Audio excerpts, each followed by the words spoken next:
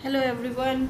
आज मैं बहुत इम्पॉर्टेंट टॉपिक पढ़ाने जा रही हूँ, that is the parts of speech. Okay, अगर आपको इंग्लिश पढ़ना है और अगर इंग्लिश में आपको पार्ट्स ऑफ स्पीच पता ही नहीं है तो फिर आप समझ लो कि आप इंग्लिश में जीरो हो। ठीक है, तो हम यहाँ पार्ट्स ऑफ स्पीच से शुरू करेंगे और आज से मैं इंग्लिश की क्लास लूँगी। तो dear students, please be careful. Okay, और कॉपी में प्लीज़ नोट करो क्योंकि कॉपी चेक तो मैं वैसे भी करूँगी ही। और ये जो आप पार्ट्स ऑफ स्पीच पढ़ेंगे ये आपके हर चीज़ के लिए इम्पॉर्टेंट है, आपके स्पोकन के लिए इम्पॉर्टेंट है, उसके बाद आप इंग्लिश ग्रामर के लिए इम्पॉर्टेंट है।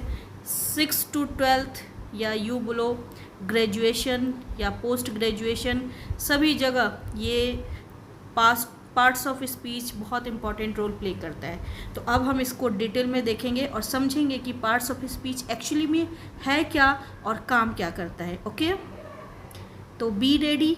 तो मैंने सबसे पहले ये क्वेश्चन एआई से पूछा कि भाई सबसे पहले बताओ ये पार्ट्स ऑफ स्पीच क्या होता है, मेरे बच्चों को समझ में नहीं आ रहा है। तो एआई ने मुझे अच्छी खासी एक डेफिनेशन दे दिया। ये डेफिनेशन ये है, in English grammar the 8 traditional parts of speech, मतलब इंग्लिश ग्रामर में 8 तरीके के पार्ट्स ऑफ स्पीच है। Noun, pronoun, verb, adjective, adverb, preposition, conjunction and interjection. ठीक है, और ये 8 पार्ट्स ऑफ स्पीच ही हमारे ग्रामर को बनाते हैं और हमें स्पोकन इंग्लिश में मदद करते हैं। ठीक है, तो आप ये 8 पार्ट्स ऑफ स्पीच को पढ़ के आपको थोड़ा बहुत नॉलेज हो जाएगा कि ग्रामर में हम कहाँ पे क्या यूज़ कर सकते हैं, कैसे यूज़ कर सकते हैं। ठीक है, तो अब ये जो एआई ने हमें डेफिनेशन दिया है इसको थोड़ा सा डिटेल में देखेंगे। पहले शॉर्ट फॉर्म में देखते हैं कि क्या कह रहा है ये, उसके बाद ये डिटेल में जाते हैं। सबसे पहले हम समझते हैं कि नाउन एक्चुअली में है क्या। ठीक है, तो नाउन को जो हम नेमिंग वर्ड कहते हैं, आप ये बात याद रखेंगे, हम नाउन को क्या कहते हैं, नेमिंग वर्ड। इसका डेफिनेशन हम क्या लिखेंगे, a word that names a person, place, things और आइडिया। एक ऐसा वर्ड जो नाम को बताता है, प्लेस को बताता है, पर्सन को बताता है, थिंग्स को बताता है, आइडिया को बताता है, उसे हम क्या कहते हैं, नाउन। और नाउन को हम क्या कहते हैं, नेमिंग वर्ड। ठीक है, अब एग्जाम्पल से समझते हैं। एग्जाम्पल में इसने कहा पर्सन, तो पर्सन कौन, व्यक्ति, व्यक्ति कौन, जॉन, ये पर्सन हो गया, इंसान का नाम हो गया। टीचर, टीचर जो भी होगा या तो फीमेल होगा या तो मेल होगा, वो कौन है, इंसान ही तो है, तो वो क्या हो गया, नाउन। अब आया प्लेस, प्लेस में कैसा प्लेस, इंडिया जगह का नाम है, वो क्या हुआ, नाउन। स्कूल क्या हुआ, नाउन। थिंग्स, थिंग्स में आता है कार, बुक, जो किताबें हैं, जो कार है या जो भी थिंग्स है वो क्या हो गया आपका, नाउन। आइडिया, आइडिया में क्या हुआ, लव और हैप्पीनेस, दोनों क्या हुआ, नाउन। तो आपको ये बात सिंपल से समझ में आई, जो प्लेस, जो पर्सन है मतलब जो इंसान है, जो प्लेस है, जो थिंग्स है, जो आइडिया है, ये सब जो चीज़ें होती हैं जो जिससे को हम नाम देते हैं, स्पेशली नाम जिसे हम देते हैं उसे हम नाउन कहते हैं। ठीक है, तो नाउन ईजिली आपको समझ में आ गया कि नाउन किसे कहते हैं। तो अब सेकंड पार्ट्स ऑफ स्पीच पे चलते हैं।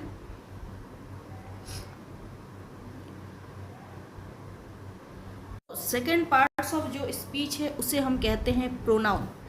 प्रोनाउन रिप्लेसेस ए नाउन, मतलब ऐसा शब्द जो नाउन को रिप्लेस कर दे, मतलब नाउन को हटा के खुद ही आ जाए, उसे हम प्रोनाउन कहते हैं। तो भाई पूछिएगा कि ऐसा कैसे हो सकता है।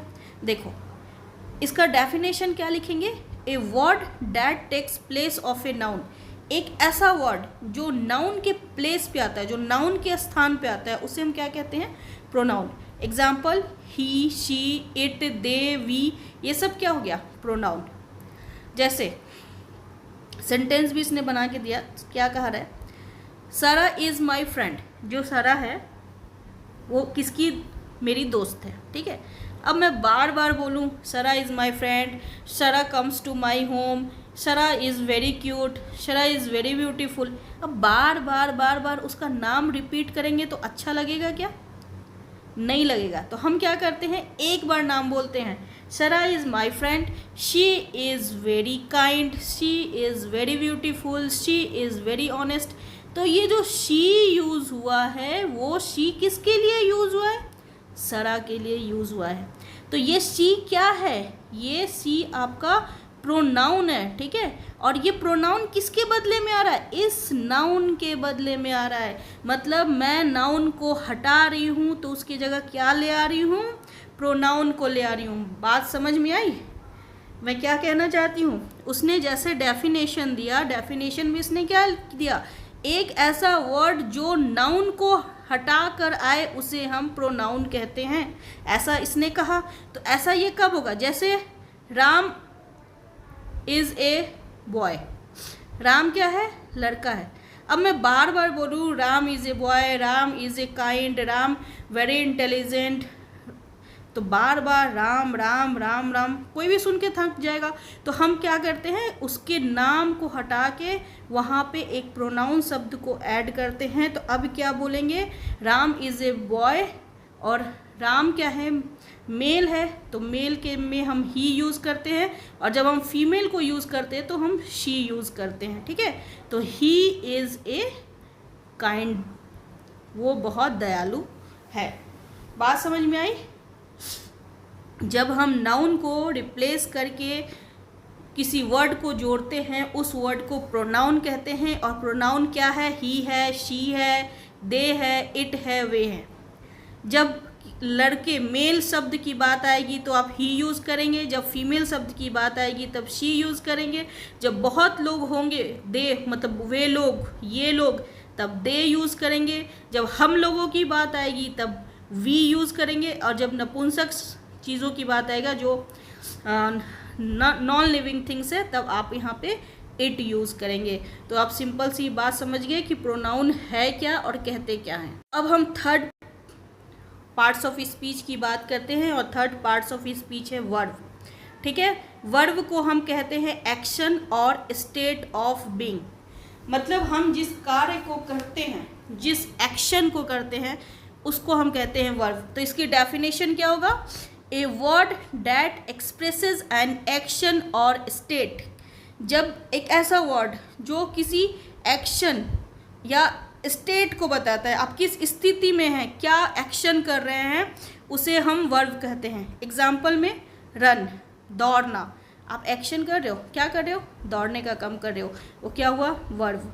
जंप, कूदना, क्या कर रहे हो? आप किस स्टेट में हो? कूदने के स्टेट में हो, एक्शन कर रहे हो, क्या कर रहे हो? कूदने का, तो क्या हुआ? वर्ब। इज़, वॉज, ये हेल्पिंग वर्ब है। जब भी आप टेंस पढ़ेंगे तो मैं आप हेल्पिंग वर्ब को अच्छे से क्लियर करूँगी, लेकिन ये इज़, वॉज, वेयर, ये सब भी वर्ब है, ओके। अब इस सेंटेंस को देखते हैं। ही रन फास्ट, तो आपका ही यहाँ पे प्रोनाउन हो गया, ठीक है। रन क्या हुआ आपका? वर्ब। और वो दौड़ता है, बहुत तेज़ दौड़ता है, ये मैं बाद में बताऊँगी ये सब क्या है। शी इज़ हैप्पी, ये मेल है इसलिए यहाँ पे ही आया है, ठीक है। यहाँ शी इज़ हैप्पी, वह खुश है। देखो ही रन्स फास्ट, वह दौड़ता है, ठीक है, दौड़ता है। जब मैं बोलूँ तो वह, अब ये समझ में नहीं आ रहा है हिंदी में कि वह फीमेल है या मेल है, लेकिन इंग्लिश में अगर ही आ गया तो वो मेल है। शी इज़ हैप्पी, वह खुश है। हिंदी में समझ में नहीं आ रहा है कि वो मेल है या फीमेल है, लेकिन अगर इंग्लिश में शी यूज़ कर दिया तो वो क्या हो गया? फीमेल हो गया। तो आपको बात समझ में आ गई। वर्ब, ये पार्ट्स ऑफ स्पीच का थर्ड फॉर्म था वर्ब। अब पार्ट्स ऑफ स्पीच का फोर्थ इंपॉर्टेंट चीज़ है, दैट इज एडजेक्टिव। एडजेक्टिव क्या है? डिस्क्राइब्स ए नाउन, जो नाउन को डिस्क्राइब करता है हम उसे एडजेक्टिव बोलते हैं। डेफिनेशन में क्या लिखेंगे? A word that describe noun और प्रोनाउन, एक ऐसा वर्ड, ठीक है, जो डिस्क्राइब कर रहा है, मतलब बतला रहा है किसके बारे में? नाउन के बारे में और प्रोनाउन के बारे में, उसे हम एडजेक्टिव कहते हैं, ठीक है। Example big, small, beautiful, smart. अब ये कैसे यूज़ होता है मैं बताती हूँ। जैसे सेंटेंस बताया, द स्मॉल डॉग बार्क्ड लाउडली, जो छोटा कुत्ता है वो बहुत ज़्यादा तेज़ भौंकता है, ठीक है। कौन भौंकता है? कुत्ता। तो भौंकना क्या हो गया? ये हो गया आपका वर्ब, ठीक है। डॉग क्या हुआ आपका? नाउन, ठीक है। और ये आया स्मॉल, कुत्ता कैसा है? छोटा है। मतलब ये स्मॉल किसको बता रहा है? नाउन को बता रहा है। तो इसने क्या बोला? The word that describe a noun और प्रोनाउन। ऐसा वर्ड जो नाउन और प्रोनाउन को डिस्क्राइब करता है कि वो चीज़ है कैसा, उसे हम एडजेक्टिव कहते हैं। समझ में आई बात? सिंपल लगा या नहीं लगा? फिर से देखो, एक एग्जाम्पल और मैं बताती हूँ। वो एग्जाम्पल ये है, शी इज़ ब्यूटीफुल गर्ल, ठीक है, ब्यूटीफुल गर्ल। तो यहाँ पे शी क्या है? प्रोनाउन है, ठीक है, प्रोनाउन है। इज़ क्या है? वर्ब है। और गर्ल क्या है? नाउन है। लेकिन गर्ल को बता कौन रहा है? ब्यूटीफुल। कैसी है लड़की? सुंदर है, ठीक है। तो नाउन को डिस्क्राइब कौन कर रहा है? ये ब्यूटीफुल वर्ड। तो ये ब्यूटीफुल वर्ड क्या हो गया? एडजेक्टिव। अब इजी लगा? का पांचवा है एडवर्ब, ठीक है। एडवर्ब क्या बोलता है? डिस्क्राइब ए वर्ब, एडजेक्टिव और अनदर एडवर्ब। जो वर्ब मतलब क्रिया जो उसकी विशेषता को बताता है, जो वर्ब के बारे में बताता है, उसको बोलते हैं एडवर्ब। या इसको ये भी बोल सकते हैं अनदर एडवर्ब, ठीक है। इसका डेफिनेशन क्या है? A word that tells how, when, where और व्हाट एक्सटेंड। कोई चीज़ कैसा, कब, कहाँ, कैसे विस्तारित किया जा रहा है, उसको बताता है एडवर्ब। एडवर्ब को बोलते हैं क्रिया विशेषण। मतलब क्रिया की विशेषता बताता है कि वो क्रिया हो कैसे रही है, ठीक है, उसको बोलते हैं एडवर्ब। जैसे एग्जाम्पल में क्विकली, वेरी, ऑलवेज, हियर, ये सभी एग्जाम्पल है किसके? एडवर्ब के। अब जैसे सेंटेंस में बोला शी सिंग्स ब्यूटीफुली, ठीक है, तो शी क्या हो गया? प्रोनाउन। यहाँ सिंग्स मतलब गा रही है, गाती है, तो यहाँ पे गाना क्या हो गया? वर्ब, ठीक है। अब कैसे गाती है?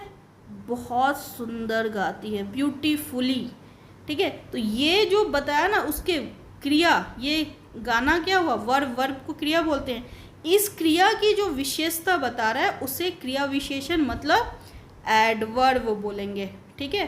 तो एडवर्ब क्या हुआ? जो वर्ब का डिस्क्राइब करता है, वर्ब को डिस्क्राइब करके उसके एडजेक्टिव, उसको बोलते हैं एडवर्ब। क्लियर हुआ? आप कमेंट करके बताओ क्लियर हुआ या नहीं हुआ। नेक्स्ट आपका पार्ट्स ऑफ स्पीच है, दैट इज प्रीपोजिशन। प्रीपोजिशन हमेशा इसको बोलते हैं शो रिलेशन। वो रिश्ते बताता है, किसका किससे क्या रिश्ता है, उसको बताने के लिए हम प्रीपोजिशन यूज़ करते हैं। इसका डेफिनेशन क्या होगा? ए word that shows the relationship between a noun और प्रोनाउन एंड अनदर वर्ड। एक ऐसा वर्ड जो रिलेशनशिप बताता है किससे? नाउन से या प्रोनाउन से या अनदर वर्ड, दूसरे वर्ड से, जो रिलेशनशिप डिस्क्राइब करता है, मतलब रिश्ते बताता है, ये उससे क्या लगेगा, किस, ठीक है, उसको बोलते हैं प्रीपोजिशन। एग्जाम्पल में इन, ऑन, अंडर, बिटवीन, जब भी ये दिख जाए, इन, ऑन, अंडर, बिटवीन, और भी बहुत सारे हैं, उनको बोलते हैं प्रीपोजिशन। जैसे सेंटेंस में the book is on the table, ठीक है, ये बुक क्या हुआ? नाउन हुआ। इज़ क्या हुआ? वर्ब हुआ। टेबल क्या हुआ? नाउन हुआ। तो अब इस बुक और टेबल का रिलेशन कौन बता रहा है? ऑन। क्या बोल रहा है? Book is on the table. Book कहाँ है? टेबल के ऊपर। मतलब ये बता रहा है कि बुक और टेबल में ये रिलेशन है कि बुक जो है टेबल के ऊपर रखा हुआ है, ठीक है। तो इसे हम क्या बोलेंगे? प्रीपोजिशन। समझ में आई बात? का कंजक्शन। कंजंक्शन को हम शॉर्ट फॉर्म में बोलते हैं जॉइंस वर्ड और फ्रेज, ठीक है। इसका डेफिनेशन क्या है? A word that connects words, phrase और क्लाउजेज। इसमें क्या होता है? एक वर्ड, एक ऐसा वर्ड जो कनेक्ट करता है किसको? वर्ड्स को, फ्रेज को, क्लाउजेज को। जो वर्ड फ्रेज वर्ड क्लाउजेस को कनेक्ट करता है उसे क्या बोलते हैं, कंजक्शन, मतलब कनेक्शन का काम करता है। जैसे example, and, but, because, although, ये सब किसका एग्जाम्पल है, कंजक्शन का। सेंटेंस में जैसे I like T and coffee, मुझे चाय पसंद है और कॉफ़ी भी पसंद है, ठीक है। तो चाय और कॉफ़ी को जोड़ने का काम कौन कर रहा है, एंड, तो इसको क्या बोलेंगे, conjunction, okay. Not the list, that is the 8th parts of speech, that is interjection. Interjection क्या है, एक्सप्रेसेस इमोशन, जो हमारे इमोशन को एक्सप्रेस करता है उसे हम बोलते हैं इंटरजेक्शन। डेफिनेशन क्या है, a word that expresses strong emotion, जो हमारे स्ट्रॉन्ग इमोशन को बतलाए हम उसे इंटरजेक्शन कहते हैं। जैसे वाओ, उच, हे, जब भी ऐसे सेंटेंस आए तो आप समझ लेना वो इंटरजेक्शन है, ठीक है। अब इसके सेंटेंस क्या है, वाओ दैट्स अमेजिंग, ये ऐसे वर्ड कहीं भी दिखे तो कुछ नहीं करना है, उसे समझ लेना है कि इंटरजेक्शन है। तो देखो पार्ट्स ऑफ स्पीच में स्पेशली जो ये 8 पार्ट्स ऑफ स्पीच है बहुत इंपॉर्टेंट रोल प्ले करते हैं आपके पूरे इंग्लिश के ग्रामर में, ठीक है। तो आप इसको पहले नोट करो, नोट करने के बाद आप इसे अच्छे से पढ़ो। पढ़ने के बाद जो भी डाउट है प्लीज़ कमेंट में लिख देना, मैं समझ जाऊंगी कि क्या डाउट है और फिर उसे क्लैरिफाई भी कर दूंगी।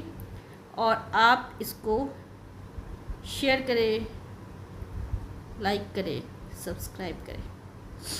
Thank you and have a nice day, good day.